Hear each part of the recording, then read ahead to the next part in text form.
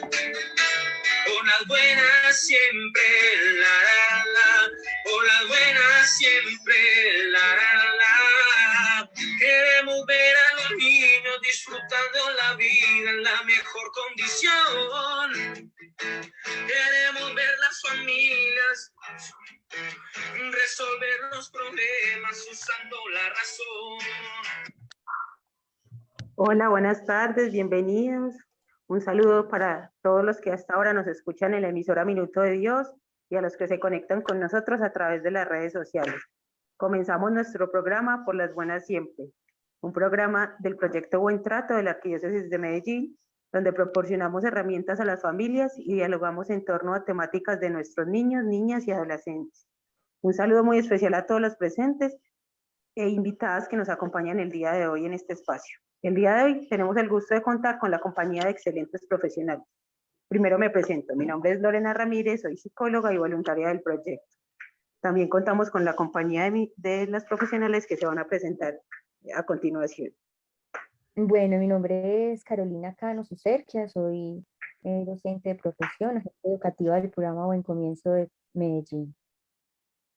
Mi nombre es Marcela Vidal y soy educadora de primaria en un colegio del municipio de Itagüí. Bienvenidos a todos los que se conectan con nosotros a través de redes sociales. Mi nombre es Carolina Colorado, yo soy la comunicadora del proyecto. Un saludo súper especial a todos los que nos escuchan a través de la emisora Minuto de Dios. Les recuerdo que realizamos este programa cada martes y lo compartimos en nuestras páginas de Facebook e Instagram, por lo cual les invito a todos a seguirnos como @buentrato_NNA para que estén conectados con todos los contenidos y formaciones que preparamos para ustedes este año. En el programa anterior les estuvimos contando todo lo que tenemos preparado, entonces pues queremos que nos sigan y estén como ahí pendientes. No olviden que resolvemos todas las dudas de este programa en los comentarios del video que subimos a redes sociales. Yo les quiero contar que próximamente estaremos acompañados de todos nuestros voluntarios que van a ser moderadores del programa, van a ser parte de nuestro programa Por las Buenas Siempre, cada semana. Entonces, Lore, bienvenida, qué feliz tenerte con nosotros en este programa. Ahora sí, antes de empezar, pues iniciemos con las noticias de actualidad. Enterémonos un poco a ver qué está pasando en el momento. Mejorar la adaptación socioemocional de niños ante el inicio de clases virtuales.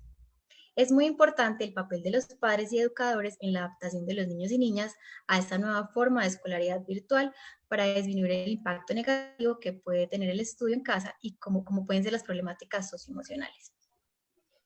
Por ello, es importante acondicionar un ambiente especial en casa para que puedan estudiar con tranquilidad y sin distractores.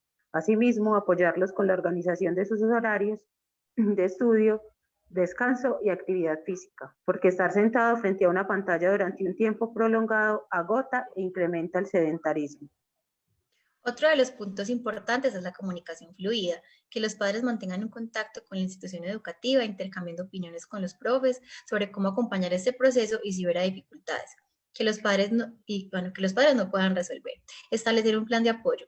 Además de eso, no olvidar que al comunicarse en familia debe ser con honestidad y respeto para escucharse sin criticar. Finalmente, la labor del docente se intensifica, ya que necesita tener espacios con los alumnos y los padres para proponer un plan flexible con aquellos que presenten dificultades. En tanto, las actividades recreativas y de socialización son parte del desarrollo. Los padres y los profesores pueden incentivar espacios que sirvan para la diversión y la socialización virtual de manera segura y saludable. Bueno, esta fue la noticia que tomamos del Diario Oficial del Bicentenario y me gustaría que nuestras invitadas nos dieran algún comentario al respecto de lo que acabamos de escuchar. Entonces, ¿qué tal si empezamos contigo, Marcela?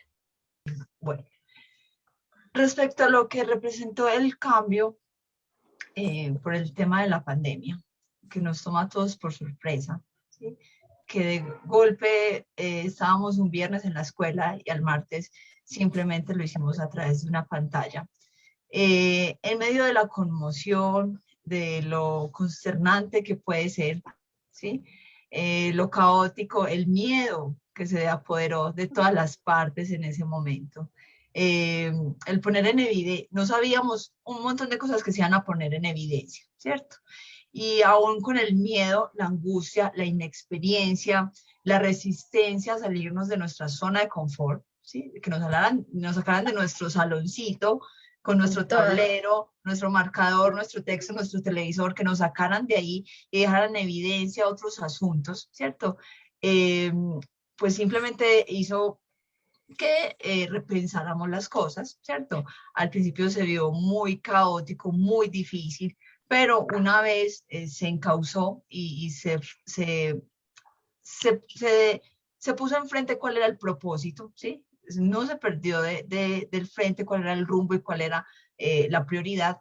Entonces, a partir de darle otra mirada, de ahí pudieron surgir otras oportunidades y surgir y ver la cantidad de opciones que había y la necesidad que había realmente de un cambio. Muchas gracias. ¿Qué opina Carolina al respecto de la noticia? Bueno, si bien estamos en tiempos cambiantes por pandemia, pues luego desde la parte de mi trabajo con los niños tan pequeños, que yo manejo niños de 2 a 5 años, de hecho eran de 2 y 3 años porque no tenía casi niños de 4 años. Desde el programa en comienzo pues se buscó como estrategias innovadoras también como para, para mitigar un poco el impacto educativo educativos de lo virtual.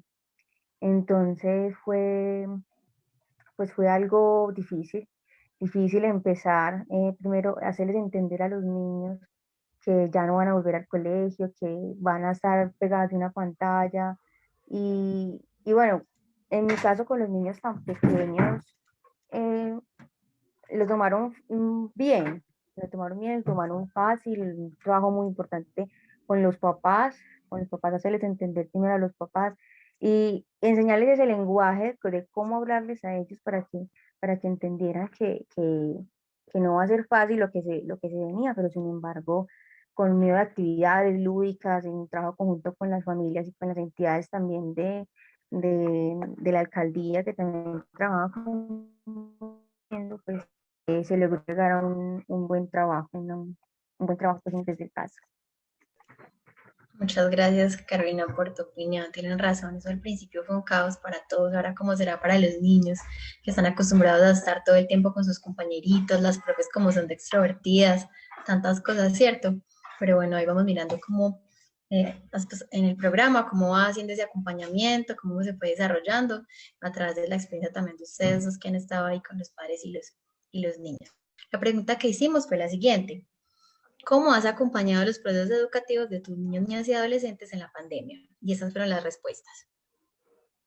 Los procesos educativos con los niños, niñas y adolescentes en pandemia se han llevado de la mano de un trato afable y un acompañamiento en cada una de las áreas de conocimiento, con el objetivo de que los maestros puedan notar el acompañamiento familiar que se hace, lo cual brinda buenas herramientas para los niños, niñas y adolescentes en ese proceso. Bueno, los niños, niñas y adolescentes, pues ha sido difícil porque todo ha sido virtual. Los papás no los dejan ir a la parroquia, los papás están muy asustados y también en las parroquias se están cuidando mucho. Entonces ha sido muy complejo. Se ha tratado desde la virtualidad y si bien la participación en número no es la misma, ahí estamos con los niños acompañándolos.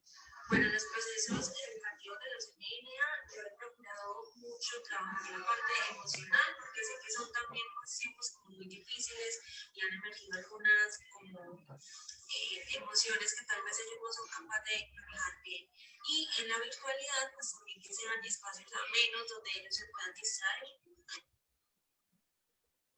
Pues lo he acompañado pues con mucha dedicación, estando pendiente de lo que están haciendo, de su salud, de sus estudios, y bueno, eso siempre monitoreado a través del celular. Bueno, esas fueron las opiniones de las personas a las que les preguntamos cómo han acompañado los procesos educativos. Tuvimos como la opinión ahí, incluso de alguien que trabaja en parroquias, de un padre de familia. Me gustaría entonces que ustedes me dijeran, bueno, qué opinan de las respuestas y también cómo han visto que han acompañado a los padres a los niños. Bueno, este padre de familia dice que todo a través del celular y que cuidando la salud, pero ustedes que han visto que han estado más de cerca de ese proceso.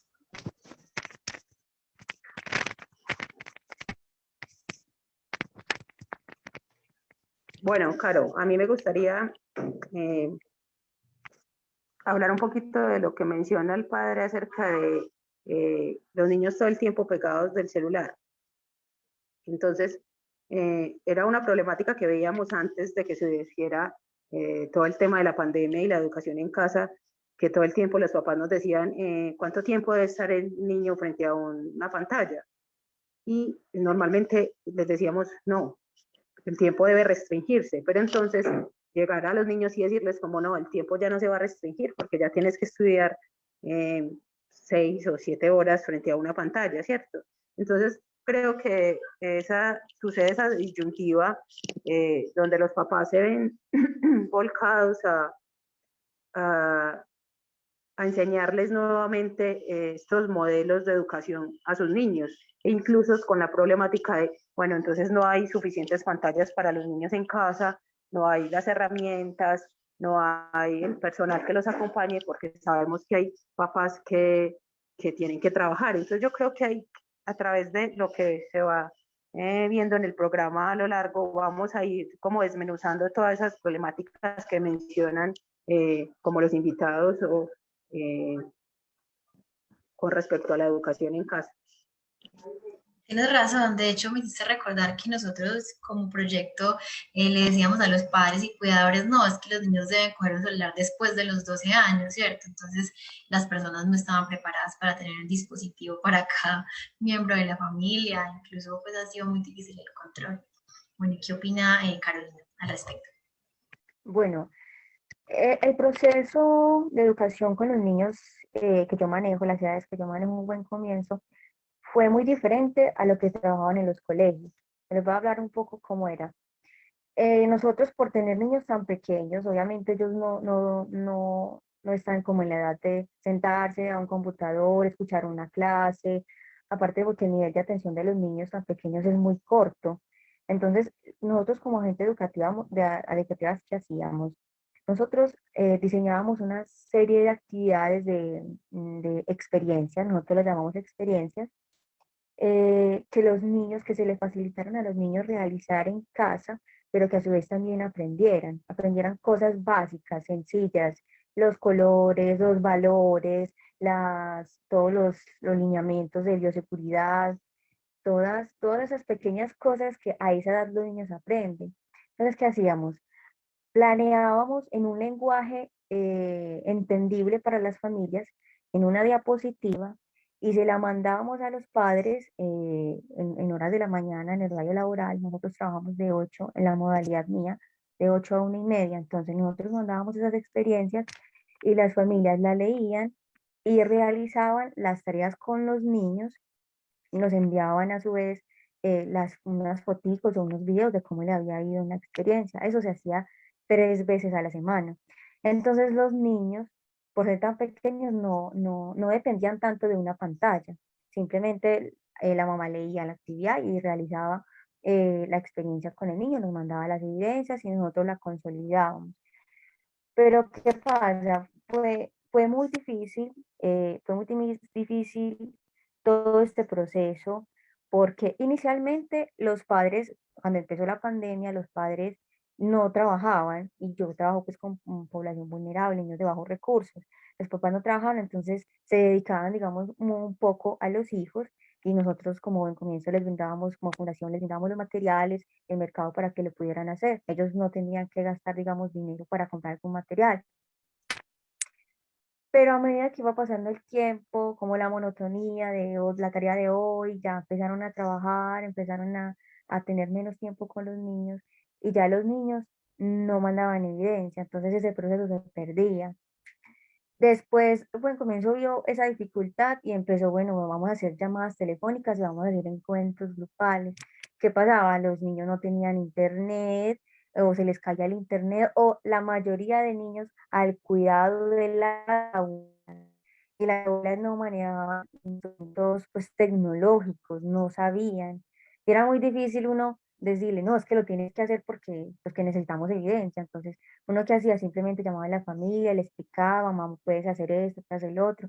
Pero sí fue un proceso bastante complejo, porque la participación de 30 niños, un grupo de 30 niños, que dejó a 2 o hasta ninguno se conectaba. Yo a veces tenía que mandar evidencias y yo me tomaba la foto, mirando que no había niños que se pudieran conectar, ni en la mañana ni en la tarde, o sea, horarios extra laborales.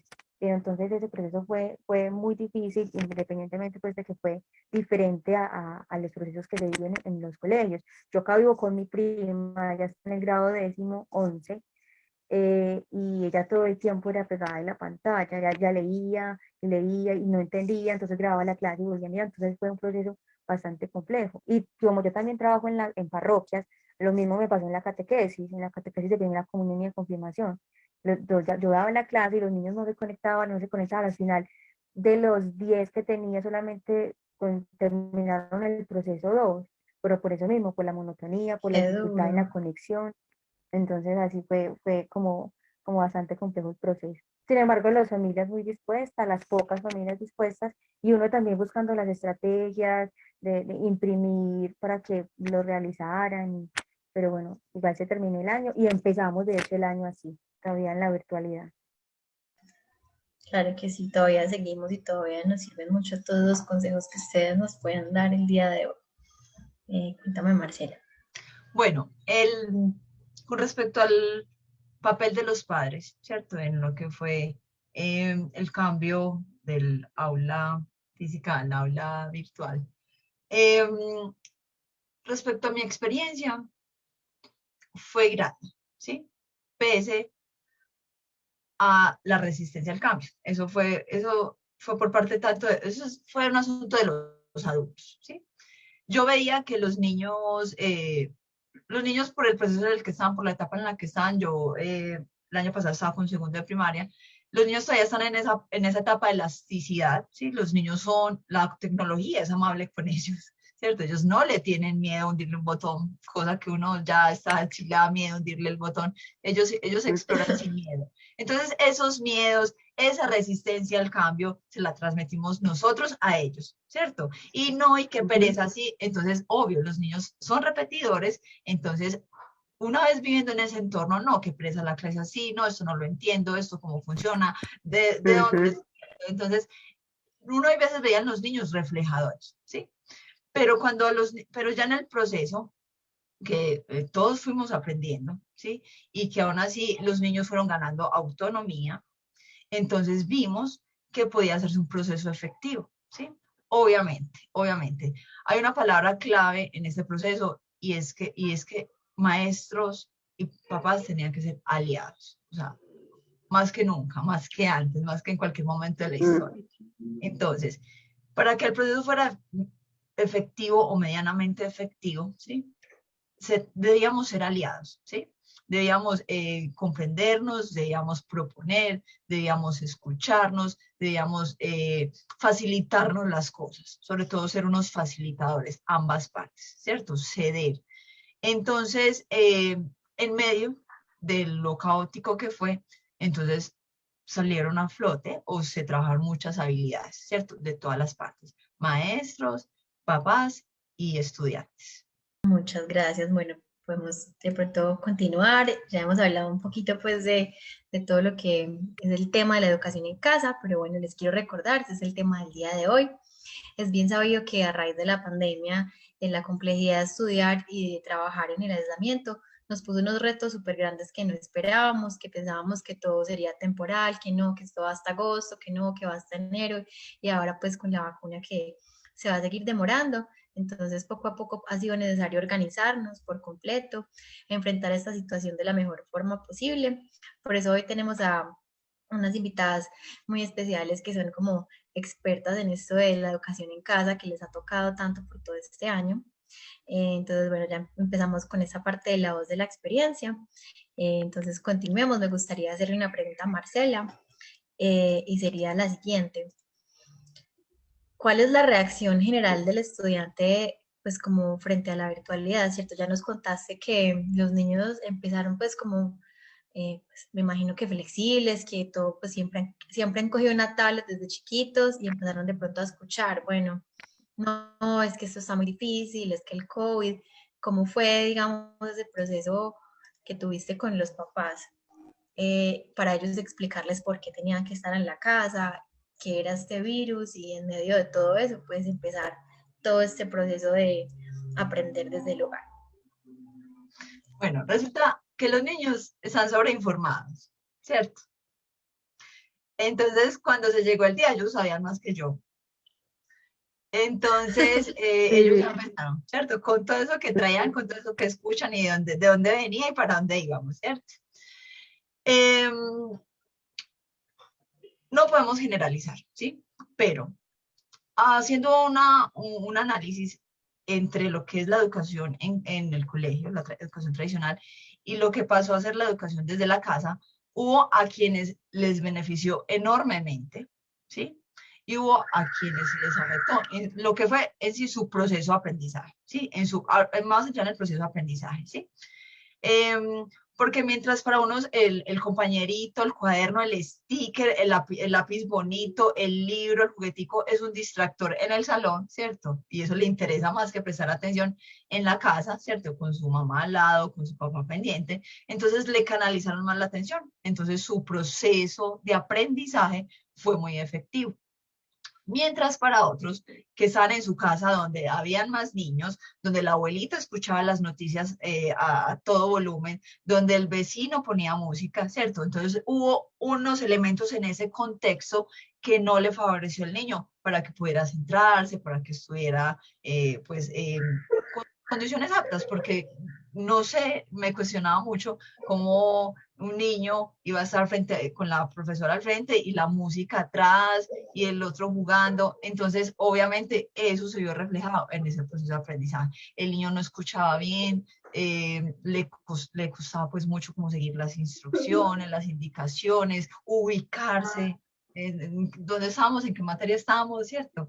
Y hacer otra vez ese proceso de adaptación, ¿cierto? ¿Cómo traíamos eso que ya sabíamos y manejábamos, ¿sí? A este nuevo modo.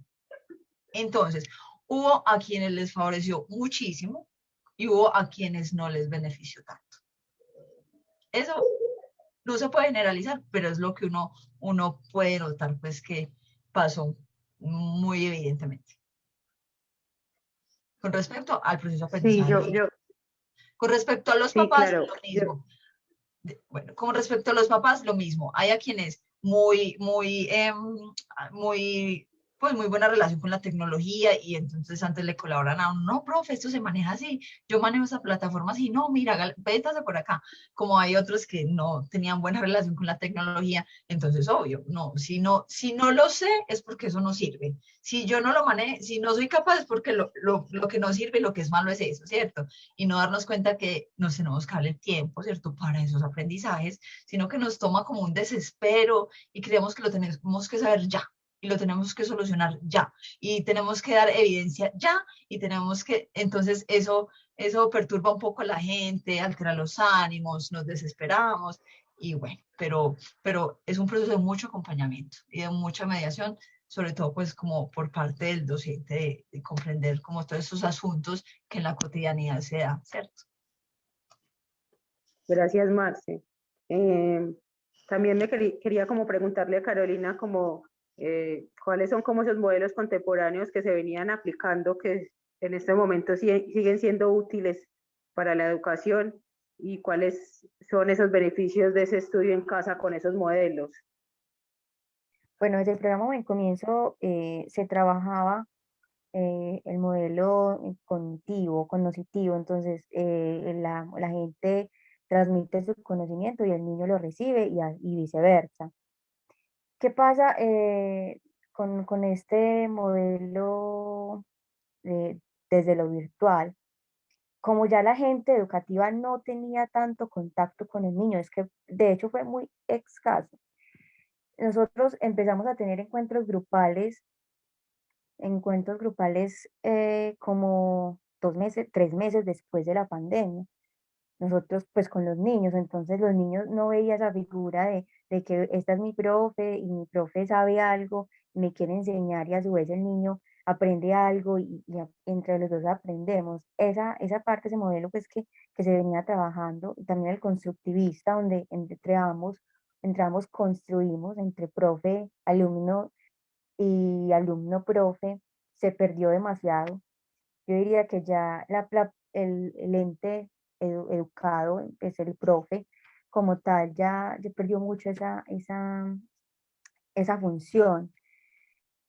Y ya el niño veía, ya no, de hecho los papás me decían, profe, es que la niña la quiere ver, la niña quiere hablar con usted, pero nosotros, yo hacía esos encuentros grupales como casi que afuera de norma, porque nosotros no teníamos el permiso primero de hacerlo, porque como trabajamos con niños tan pequeños, había que pedir unos permisos, aquí había que preguntar a la familia si estaba de acuerdo o no, nosotros teníamos que tomar evidencias.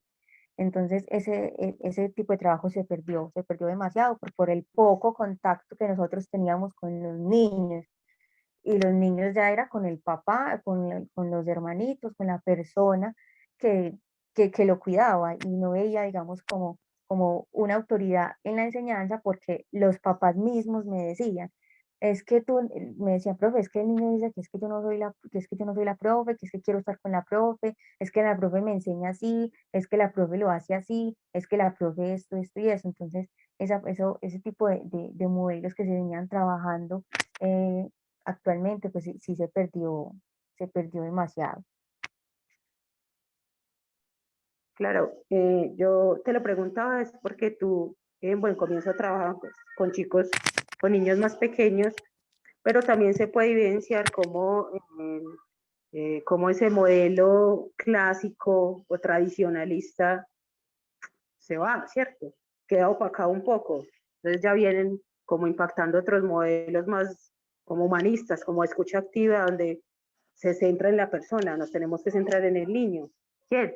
El profesor y el papá, ¿cierto? Entonces, ahí vemos cómo va evolucionando. Claro, con los niños más pequeños, obvio, se tienen en cuenta esos tipos de modelos, pero finalmente el tradicional queda un poco atrás, ¿cierto? Sí, claro, Muchas de hecho, gracias. nosotros en buen comienzo pues el modelo tradicional que se basa en que está el Ujú, profe autoritario y yo exacto. sé y yo voy a enseñar y yo soy el que tiene el conocimiento, en el buen comienzo eso es inaudito, eso no sé, No. de hecho, en todos creo que eso ya debe estar abolido, el de hacer planas, que se ve todavía mucho en los colegios, Se ve, sí, pero como buen muchísimo. comienzo sí vemos, visualizamos mucho el niño, lo que el niño dice, lo que el niño siente. El niño es el principal, es el principal modelo. O sea, aquí la profe simplemente está y bueno, y antes la profe la que aprende de los niños.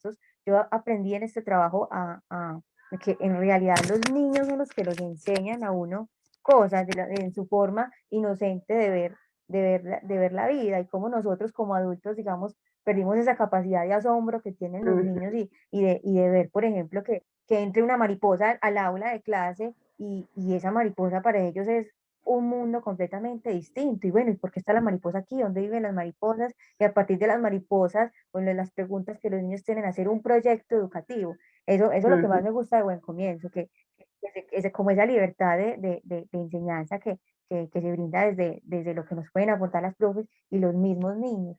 Pero sí se perdió pues un poco con lo de la pandemia, con todo ese trabajo de la virtualidad, pero, pero todavía sigue vigente, todavía sí sigue vigente y es activo No, para esos procesos con los niños. Bueno, sí, sí, Carolina, yo quiero seguir preguntándote. ¿Tú cuáles estrategias crees que pueden implementarse para generar adherencia y motivar a los niños en las clases virtuales? Y ahora que me cuentas que empezaron tantos y terminaron tan poquitos, ¿será que también hay que tener estrategias para motivar a los padres? ¿Cierto?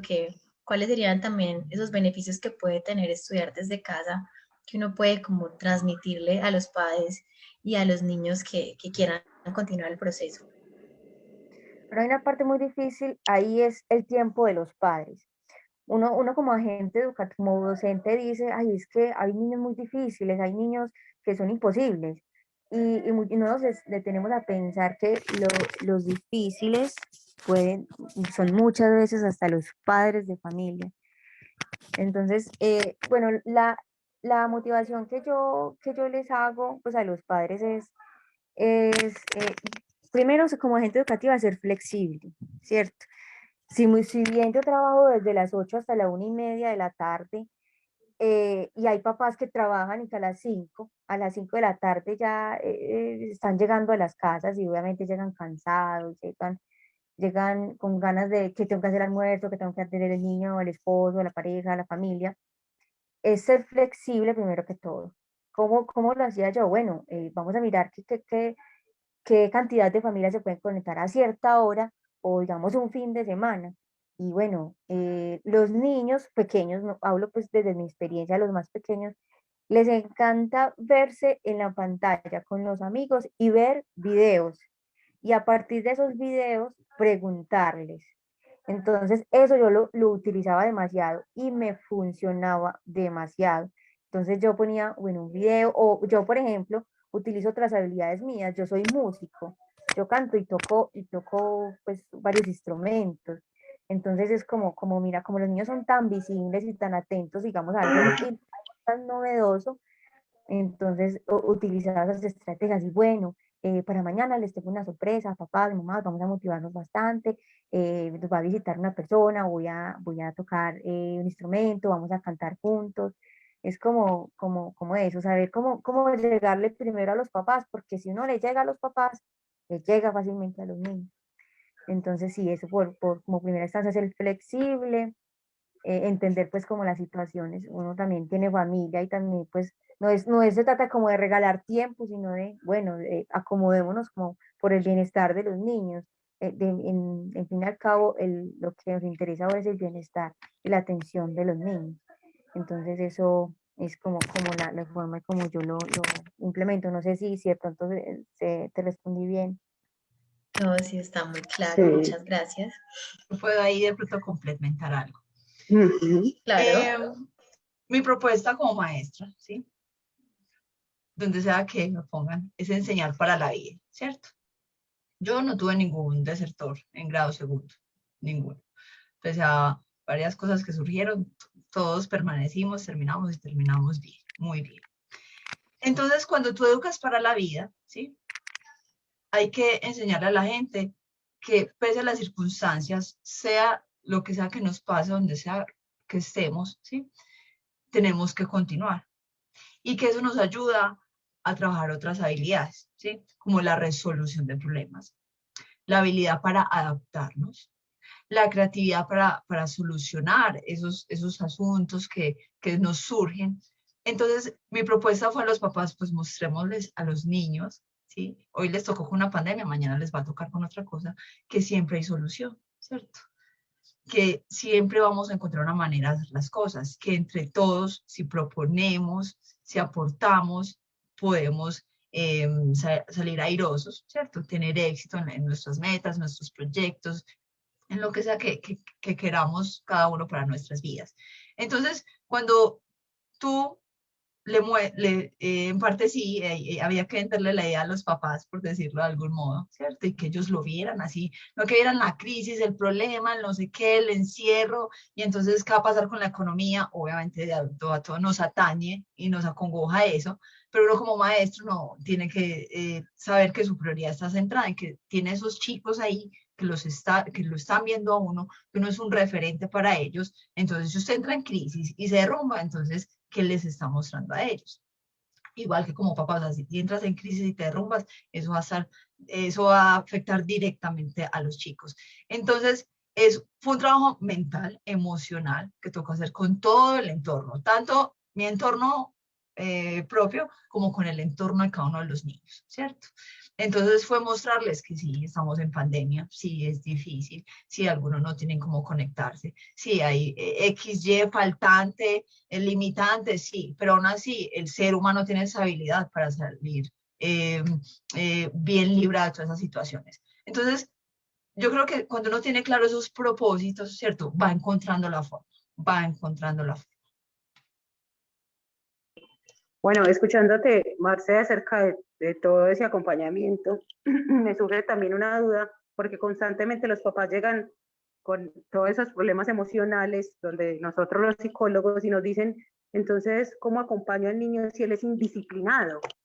Porque entonces se les metió esa palabra tan común que decían los profesores, sabemos, los profesores como más vieja guardia, por llamarlos así, entonces son indisciplinados, entonces, no, entonces él no se conectó porque es indisciplinado. o él no se concentra porque es indisciplinado. ¿Cómo con esas habilidades para la vida que ayudaste? Entonces, ¿cómo les borramos a los papás? Bueno, más que disciplina es ayudémoslos a que vayan forjando esas habilidades para la vida. Entonces, ya no es solo disciplina, sino constancia, ¿cierto? ¿Cómo viste ese proceso de la disciplina y la constancia en los niños? Bueno, lo que pasa es que esa concepción, eso ya ha cambiado muchísimo, ¿sí? O sea, de hecho, al menos en mi entorno, en mi contexto, se usa muy poco la palabra indisciplina, ¿cierto? Entonces, cuando uno ve que el niño aún le falta trabajar esa habilidad para hacer lo que hay que hacer, ¿cierto? Porque eso también es educar para la vida. A veces nos toca estar donde hay que estar y haciendo lo que hay que hacer, ¿cierto? Entonces, uno lo que tiene que hacer es aprovechar eso que sí le gusta al niño, eso que le encanta al niño, eso que a él lo atrae, ¿cierto? Porque uno no se puede ir en contra del niño. Si tú te vas en contra ya con el niño, ahí hay un choque, hay problema, y no hay proceso, ¿cierto? Entonces, todo niño siempre tiene un lado que lo activa, que lo conecta, y usted tiene que aprovechar eso. Los niños de ahorita, obviamente, son muy visuales, están rodeados de mucha información. Le toca a uno antes de ir al trote para que no lo dejen a uno, ¿cierto? Entonces, ya no es que el niño sea indisciplinado, ya es uno el que tiene que ver, ¿cierto? Cómo cautivas al niño, cómo hago, si, porque sé que es indisciplinado, ¿cierto? Ah, bueno, es que termina de primera, y usted es ocupado, ¿qué hace? Pues busca qué hacer. Entonces, claro. El niño no es indisciplinado, usted tiene que generar, si el niño es muy rápido, entonces ya tiene que, o sea, tiene primero que conocerlo y saber que como acaba muy rápido, ya le tiene que tener listo.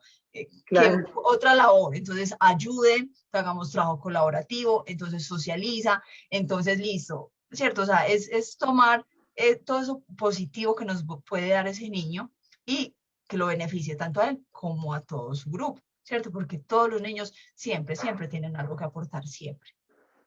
Claro, por eso te lo preguntaba, porque cuando los papás vienen con nosotros esas preguntas y decirles más que cambiemos ese paradigma de ya la indisciplina no existe, es cómo vamos a ir al mismo trote con los niños que ahora, como tú lo mencionabas, están sobreinformados, entonces, ¿cómo vamos a salir a su mismo paso y poder enseñarles más de lo que ellos comúnmente nos enseñan a nosotros? Bueno, Lore, ya que estamos hablando tanto de los papás y que sabemos que están súper sobreinformados, incluso todavía hay personas con mucho pánico, ¿cómo podemos hacer para cuidar la salud mental de los cuidadores, de los docentes? ¿Qué estrategias pueden tener ellos para poder estar como despejados, para ayudarles en sus procesos educativos, para poder enseñarles? Porque sabemos que en la casa pues eso fue, me imagino que un caos, incluso con los vecinos que pasaban helicópteros y que muchas personas se deprimieron. Entonces cuéntanos un poquito de esos consejitos. Mira, Caro, es muy importante lo que estás mencionando porque a mí me pasó un caso muy cercano de un niño que alguien estaba cerca de él y la persona, incluso teniendo tapabocas, estornudó y el niño se puso a llorar y creía que él ya tenía COVID. Entonces, mira, cómo es de importante, ¿no? Como lo que mencionaba Marcela antes, los niños aprenden de nosotros los adultos, entonces cómo es importante que nosotros mismos repensemos nuestra salud mental. Entonces, si estamos afectados y estamos notando que las estrategias que estamos implementando para sobrellevar la pandemia o las estrategias que utilizamos para sobrellevar la cuarentena nos estaban afectando e iban a tener repercusiones en los niños, entonces repensar. Entonces, yo les hablaba mucho a mis pacientes que llegaban con esta problemática de entonces, evita las noticias, porque están generando en ti información que te está llevando a un extremo. Entonces, esas estrategias muy simples, crear una rutina, levantarte a cierta hora, y eso iba en compañía con los niños. Entonces, crear una rutina, levantarte, desayunar, empezar las clases, una de las segundas estrategias, evitar la sobreinformación. Entonces, el abuelito que veía las noticias a todo taco, entonces si quieres ver las noticias, escúchalas, velas pasito, también crear espacios estratégicos de juego. No es solamente el niño va a estar conectado todo el tiempo en clase, sino el niño va a tener espacios donde va a jugar y yo me voy a conectar con él y voy a jugar con él. No es me voy a quedar centrada en, estamos en una pandemia, el COVID, sino entonces generar espacios constructivos con mis niños. Entonces juguemos, no nos vamos a quedar pensando todo el tiempo en que estamos en la pandemia y, ¿cierto? Entonces, son pequeñas estrategias muy simples, pero que tenemos que identificar a tiempo, porque entonces ya llegan a estos espacios de consulta cuando ya están totalmente colapsados, no solo los papás, sino también los niños. Entonces, asumir primero que tengo un problema y empezar a buscar las estrategias como pues, acompañar al padre en estos procesos y acompañar al niño. ¿Cómo? Entonces empecemos a buscar las alternativas. Bueno, entonces elimino esta situación de aquí, pongo un poquito acá. ¿Cuál es el papel de las familias en el proceso educativo virtual? El papel de las familias perdón, no lo escuché. En el proceso educativo virtual. En el proceso educativo, 100% acompañamiento. Desde el programa Buen Comienzo, las familias pues obviamente son desde casa los entes más importantes en el acompañamiento de las familias y las personas y los cuidadores, ¿cierto? Entonces es como bueno, la profe manda su experiencia, su actividad, su trabajo, y la familia, pues como son actividades, experiencias que el niño debe hacer con alguien, con un adulto, porque son experiencias donde, bueno, hay que hacer alguna manualidad, hay que utilizar algún elemento pues peligroso, o hay que hacer algún tipo de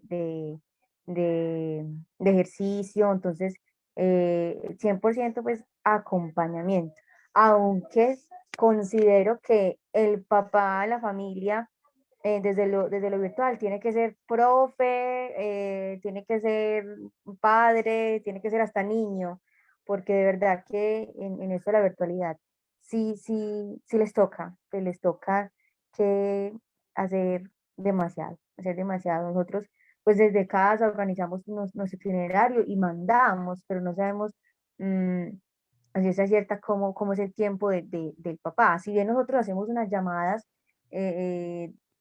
periódicamente, 2 veces a la semana, y preguntamos a las familias, papás, cómo van, que no entienden, estamos ahí dispuestas como a resolver las inquietudes que los papás tengan.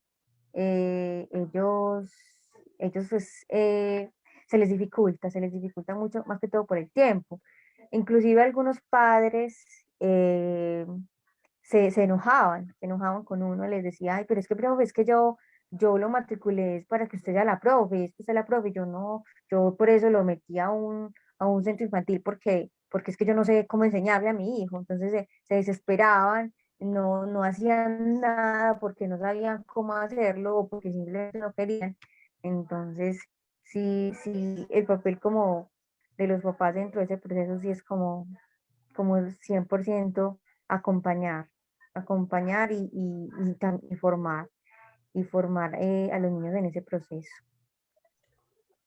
Gracias. Y bueno, a propósito, ¿qué pasa? O sea, en la misma pregunta del acompañamiento de las familias, también, ¿qué pasa entonces con estas familias que no se pudieron conectar, que no tuvieron como ese acceso? También es como una pregunta para las dos, para que la quiera responder. Bueno, en mi caso, las familias que no se podían conectar, las teníamos que llamar, o sea, teníamos que buscar estrategias de alguna u otra forma desde el programa, pues, para que esa familia pudiera recibir la atención de nosotros. Nosotros les entregamos un complemento alimentario mensual y aparte de eso, pues, como motivación para que siguieran, pues, participando de los procesos virtuales. Y entonces en la matrícula preguntaban si tienen o no acceso a internet, si tienen o no dispositivos. En su mayoría, bueno, todas tenían dispositivos, pero habían algunas que no tenían el internet, entonces debíamos llamarlos, dado el caso, ir hasta la casa a entregarles un material para que los niños pudieran también participar de los procesos. Entonces, desde el programa, desde mi caso, mi forma de trabajo era esa, hacerle una llamada telefónica de caso y pues pasarnos hasta la casa, llevándole el material para que ellos se puedan desenvolver en las actividades que se les mandaba para la casa. Muchas gracias.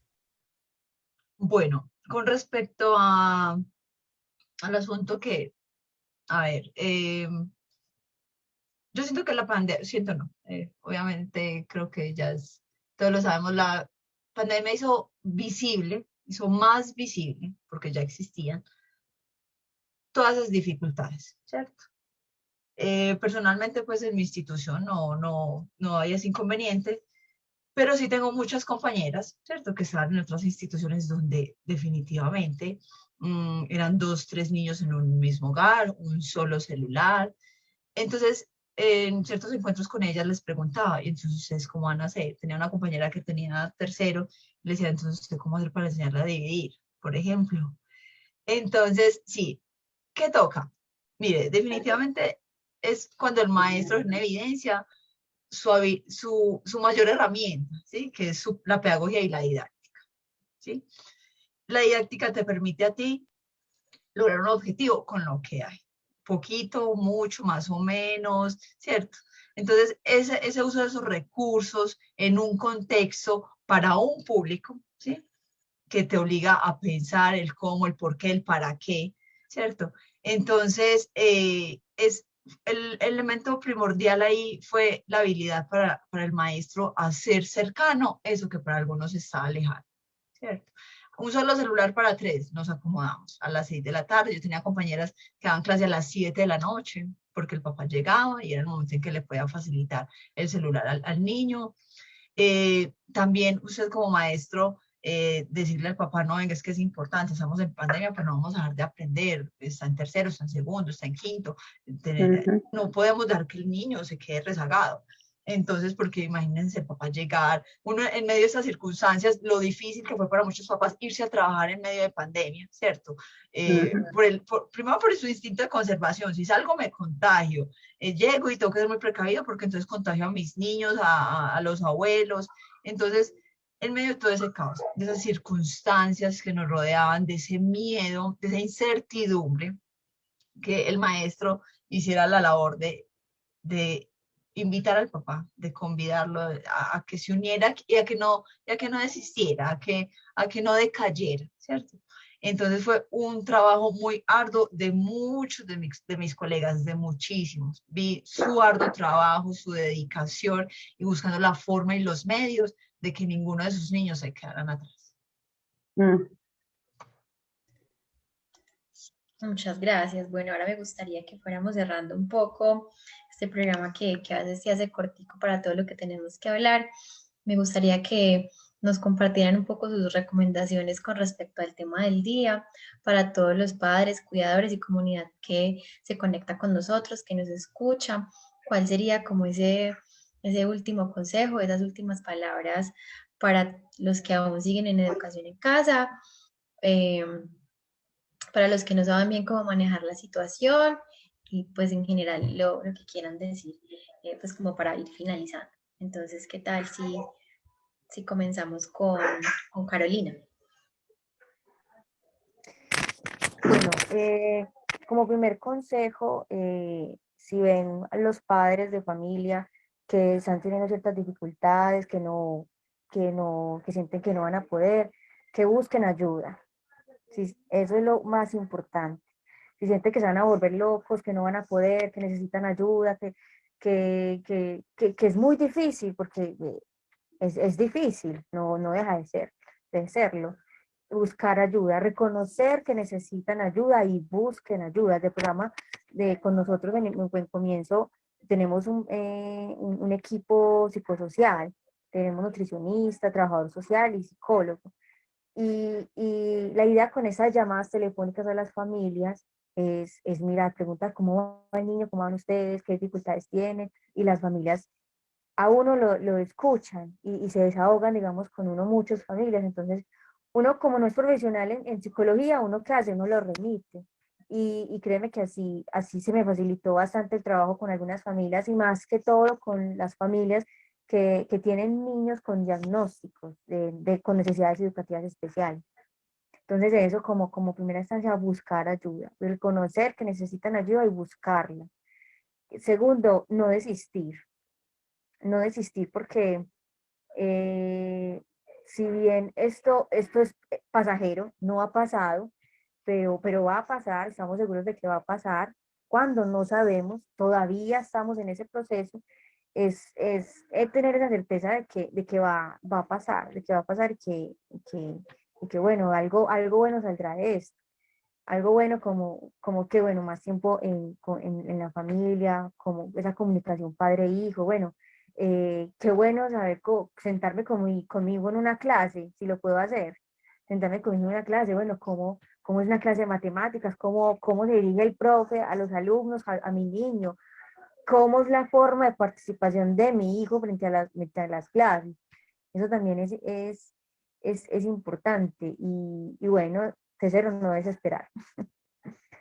No desesperarse porque, bueno, si uno se desespera, es ahí donde empiezan las deserciones. Uno como agente educativo, como docente, estar disponible también para las familias, para los niños y animarlos. Y si bien para nosotros también es difícil, porque, bueno, el tema de ser flexible y eso implica que yo trabaje de más, ¿cierto? Y uno, bueno, vale, yo estoy trabajando más tiempo, no me están pagando, pero ¿qué estamos haciendo nosotros desde nuestra profesión? Nosotros elegimos ser maestros y como maestros exige mucho sacrificio. Y un sacrificio es eso, es escuchar, es ser flexible, es ayudar y mirar cómo de tú a tú nos podemos ayudar. Entonces yo daría esos consejos. Muchas gracias. Ahora, Marcela, cuéntanos. Bueno, a manera de consejo, sí, definitivamente reconocer qué necesitamos, reconocer qué nos hace falta, reconocer qué puedo mejorar, no dar miedo, pues no público, pero sí frente a quien corresponda, dejar en evidencia a qué le tengo miedo, por qué le tengo miedo, atendiendo como les dije ahorita, ese instinto de conservación, pues primero la vida, ¿cierto? Entonces, ante la angustia, ante esa amenaza de que todos podemos perder la vida, entonces, ¿cómo reaccionamos? Pero aún así, no dejarnos agobiar por esa situación, buscar información positiva, ¿cierto? Yo creo que la autodeterminación para saber cómo, por qué lado me voy, o me dejo llevar por el pánico y el miedo, o me sobrepongo porque es que tengo unos pequeños detrás de mí que me están viendo y van a ver cómo resuelvo las situaciones y cómo enfrento las situaciones.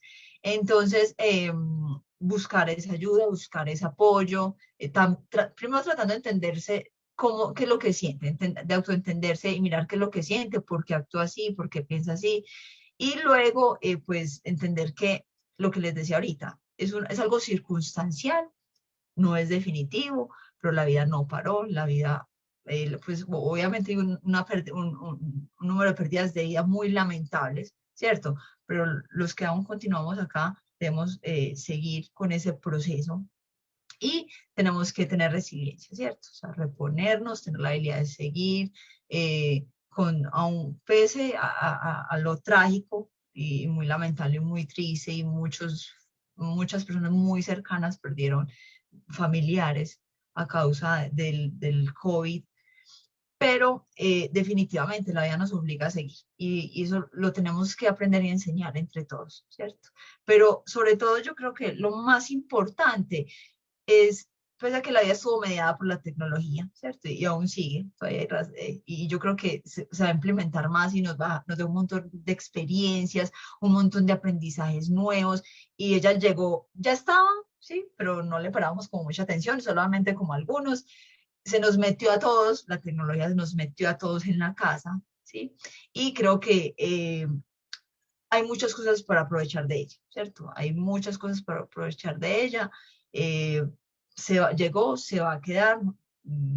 Pues yo la verdad la he aprovechado bastante. Pero también, pese a que nuestra vida estuvo mediada y nuestras relaciones fueron a través de medios tecnológicos, creo que es el momento para rehumanizarlos, ¿sí? Para entender, una de las pérdidas lamentables en este año en que los niños no estuvieron cercanos fue su proceso de socialización, ¿sí? Que los niños estuvieran con su amigo, con el que se entiende lo que hablan, de las cosas que ven, de las cosas que escuchan, sus juegos. Ahí se genera una brecha emocional para los niños, ¿sí? El hecho de no haber estado con sus compañeros un año. Entonces, ¿cómo vamos a hacer nosotros, papás, profesores, para allanar ese hueco que les quedó ahí a los niños, ¿cierto? Entonces, esa manera de reflexión, de invitación, entender que eso puede generar ciertos comportamientos en los niños cuando regresen al colegio, el interés de ellos, a ellos no les interesa ir al colegio a hacer matemáticas, sociales, español, ellos quieren ir a jugar, ellos quieren ir tener ese contacto con el otro, ellos quisieran poder abrazar, ¿cierto? Y todos sí, estamos acá, pero no se abracen, pero cuidadito con aquello. Entonces, en medio de todas esas cosas, rehumanizarnos, ¿cierto? Y la verdad, tenemos que estar muy conscientes que a los niños, si les quedó a los adultos, imagínense a los niños un año sin estar en contacto con sus pares, ¿cierto? Entonces, es un asunto que hay que atender una vez pues pase como la pandemia y asumo que volvamos a lo que es la nueva normalidad. Creo que sí, muy interesante todo lo que cuentas y también refleja lo difícil que puede seguir siendo, pero no importa, la vida sigue como dices. ¿Y qué tal, Lore? ¿Qué nos puedes decir tú como última recomendación? Bueno, yo tocaría como puntos muy estratégicos. Primero, escuchar a los niños. Ellos son nuestros maestros, ¿cierto? Esa es una de las recomendaciones principales en casi todos los aspectos. Segundo, identificar todos esos aspectos socioemocionales, tanto de las familias, los padres y los niños, para buscar ayuda. Es sumamente importante.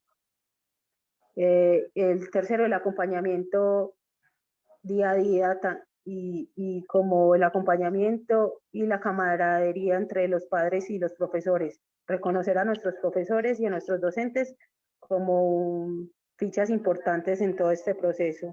Y como último, reconocer ese proceso de resignificación, tanto de los seres humanos, de los niños, de los papás, de todos. Tenemos que darnos esa palmadita en la espalda de, como nombraba Marcela, es circunstancial, va a pasar, pero así vaya a pasar, todos pasamos por esto y todos hemos tenido que vivirlo. Muchas gracias, Lore. Pues no, yo les diría, pues como retomando un poco lo que dijeron pues las invitadas de hoy, a mí se me queda mucho el conocer a los niños y entender cómo ellos aprenden, cómo ellos que adquieren el conocimiento, no siempre estar pensando que es que no quiere, que es que es rebelde, que es chiquito, que es que no entiende, no, a veces hay diferentes tipos de aprendizaje en cada uno, que sabemos que el juego es muy importante y que no pudimos dedicarle eso, pero ¿qué tal si el niño es un poquito más artístico? ¿Qué tal si el niño es un poquito, cierto? Como pensar en eso y no sentir que el niño tiene como una mala intención, sino que así fuimos nosotros también pequeños, digamos, en mi caso yo aprendía mucho con atención dividida, yo si estaba pintando podía estar poniendo atención más fácil, entonces es como analizar eso y sacar el espacio para los niños. Entonces, por el día de hoy, nuestro programa ha terminado. Quiero agradecerles a nuestras invitadas. Esperamos seguir compartiendo con ustedes estos espacios creados en pro de nuestros niños, niñas y adolescentes. Gracias por participar. Recuerden que pueden sintonizarse con nosotros cada martes para que conversemos de todos los temas que hemos preparado a esta misma hora, a las 7 de la noche, en el programa que se llama Todos por las buenas siempre. Muchas gracias. Muchas gracias. Eso siempre pasa. Sí. Por las buenas siempre. Ya. Sí.